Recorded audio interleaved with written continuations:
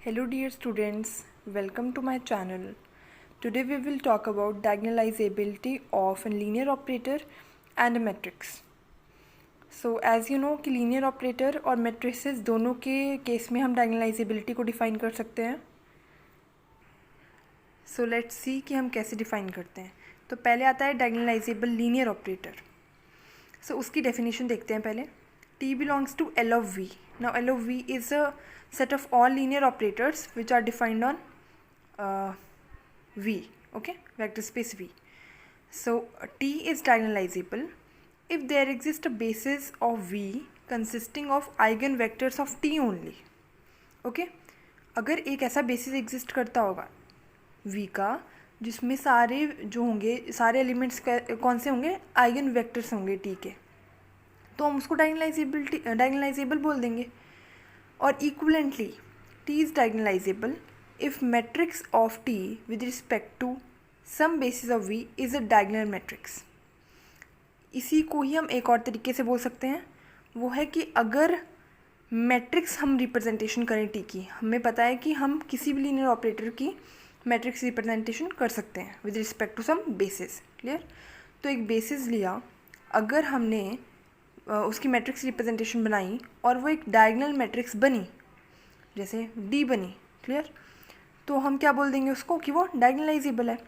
तो ये दोनों इक्वलेंट क्यों हैं डेफिनेशंस, क्योंकि ऊपर वाली में अगर आपको ऐसा बेसिस मिल गया जिसमें सारे एलिमेंट्स आइगन वेक्टर्स हैं और उसी बेसिस की हेल्प से आपने T को चेंज किया मैट्रिक्स में, T की मैट्रिक्स रिप्रेजेंटेशन बनाई, तो वो हमेशा डायगोनल मैट्रिक्स बनती है. आप बना के देख लीजिएगा, डायगोनल मैट्रिक्स बन जाएगी आपकी हर केस में. क्लियर. ओके. सेकंड पॉइंट है T is diagonalizable if T has n linearly independent eigen vectors. अगर T के पास n लीनियरली, n क्या है, डायमेंशन है V की. क्लियर. जो T है मेरा V टू V जा रहा है और उस V की डायमेंशन जो है वो n है. तो अगर सारे ही आइगन वेक्टर जो है मेरे वो लीनियरली इंडिपेंडेंट बन गए तो T डायगोनलाइजेबल हो जाएगा.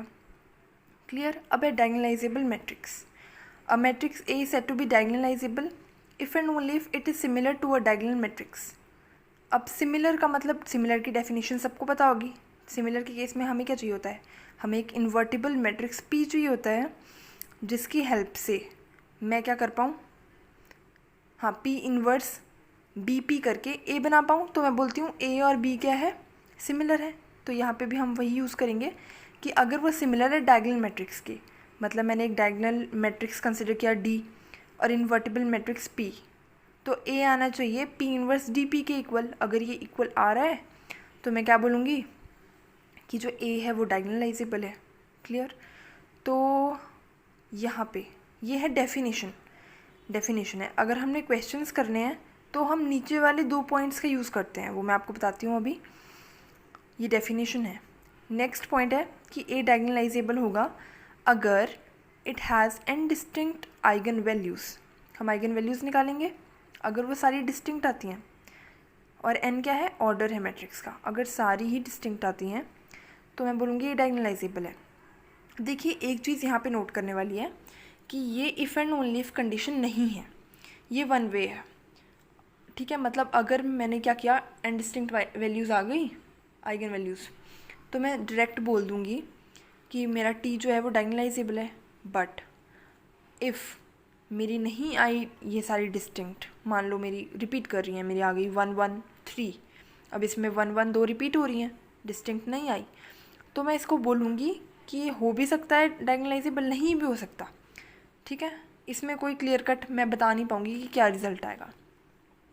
तो एग्जाम्पल के लिए क्या है कि जो 1 1 1 वाली सारी वैल्यूज़ जिसमें 1 है, वो जो है मैट्रिक्स, चाहे आप n क्रॉस ले लो, n क्रॉस n ले लो, 3 क्रॉस 3 ले लो, किसी भी ऑर्डर की मैट्रिक्स ले लो जिसमें सारे एलिमेंट सेम है, तो ये जो होती है डायगोनलाइजेबल होती है. क्लियर. हाँ, डायगोनलाइजेबल होती है.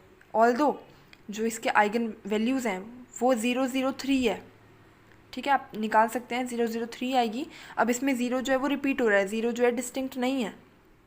ठीक है. स्टिल ये डायगोनलाइजेबल मैट्रिक्स है क्योंकि ये क्या है, रैंक 1 की मैट्रिक्स है. आपको रैंक 1 की मैट्रिक्स की प्रॉपर्टीज़ पता होंगी, अगर नहीं पता तो मैं सेपरेट वीडियोस बना दूंगी इसके ऊपर भी. जो रैंक 1 की मैट्रिक्स होती है वो हमेशा डायगोनलाइजेबल होती है. क्लियर। और इसकी एक और प्रॉपर्टी होती है कि जो रैंक 1 की मैट्रिक्स होती है उसकी जो आइगन वैल्यूज़ होती हैं वो 0 0 0 होती हैं। हाँ, और एक होती है ट्रेस के इक्वल, मतलब अगर 3x3 है मैट्रिक्स तो 2 0 0 होंगी और जो बची हुई है एक वो होगी ट्रेस के इक्वल। ट्रेस क्या होता है? सम ऑफ डायगोनल एलिमेंट्स। क्लियर। तो यहाँ पे 0 0 3 डायरेक्टली आप कर सकते हो, आपको निकालने की भी ज़रूरत नहीं है। आपको दिख रहा है ये रैंक 1 की मैट्रिक्स है, ठीक है। तो इसकी आइगन वैल्यूज़ क्या होंगी? 0 0 होंगी 2 और लास्ट की बची हुई एक क्या होगी? ट्रेस के इक्वल होगी, ठीक है। नेक्स्ट पॉइंट है matrix A is diagonalizable if and only if A M is equal to G M. A M is algebraic multiplicity, G M is geometric multiplicity. हम क्या करेंगे, पहले हम आइगन वैल्यूज़ निकालेंगे, आइगन वैल्यू की algebraic multiplicity check करेंगे। Algebraic multiplicity होती है कितने बार वो रिपीट हो रहा है, वो पर्टिकुलर आइगन वैल्यू कितने टाइम्स आ रहा है। जैसे ऊपर वाली मैट्रिक्स में 0 जो है 2 टाइम्स अगर कर रहा था तो 0 की एल्जेब्रिक मल्टीप्लिसिटी 2 हो जाएगी, क्लियर। और 3 की 1 हो जाएगी क्योंकि 3 एक ही बार आ रहा है। ज्योमेट्रिक मल्टीप्लिसिटी निकालने के लिए मैं क्या करती हूँ,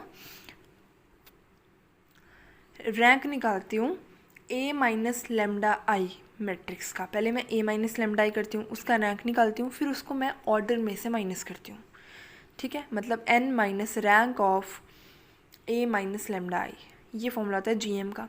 तो अगर ये दोनों इक्वल आ जाती हैं हर एक आइगन वैल्यू के लिए तो मैं डायरेक्टली बोल देती हूँ कि डायगोनलाइजेबल है। और ये रिजल्ट बोथ फेज है, अगर एल्जेब्रिक मल्टीप्लिसिटी इक्वल है ज्योमेट्रिक मल्टीप्लिसिटी की है तो डायगोनलाइजेबल है, अगर गिवन है डायगोनलाइजेबल है तो A M equal to G M definitely होगा। ओके, एक नोट आता है नेक्स्ट है T is diagonalizable then characteristic polynomial of T that is C T of X splits. हाँ, ये भी बोथ फेज नहीं है रिजल्ट, ये वन वे है। अगर टी डायगोनलाइजेबल गिवन है देन कैरेक्टरिस्टिक पॉलिनोमियल जो है वो क्या करती है? स्प्लिट करती है ओवर द फील्ड एफ। और वो फील्ड एफ क्या है? जो टी मेरा वी टू वी जाता है वो वी डिफाइंड होता है किसी फील्ड पे, राइट। वेक्टर स्पेस हमेशा एक फील्ड पे डिफाइंड होता है, तो वो वाली फील्ड पे स्प्लिट करती है लीनियर फैक्टर्स में। ओके, सो ये कुछ प्रॉपर्टीज़ थी, डेफिनेशन मान लो आप। ओके, तो ये माइंड में ध्यान से रखना, क्वेश्चंस करने में यूज़ होती है, डेफिनेशन पूछ लेता है कोई उसमें यूज़ होती है। इसके आगे हम क्वेश्चंस करेंगे, मैं आपको बताऊंगी कि कैसे कैसे हमने ए एम निकालना है, जी एम निकालना है, कैसे हमने देखना है डिस्टिंक्ट आइगन वैल्यूज़ हैं या नहीं, मैं आपको क्वेश्चंस में करके बताऊंगी वो। अभी के लिए इतनी वीडियो काफ़ी है। Thank you so much for watching. अगर आपको पसंद आई please like and subscribe my channel. Thank you so much.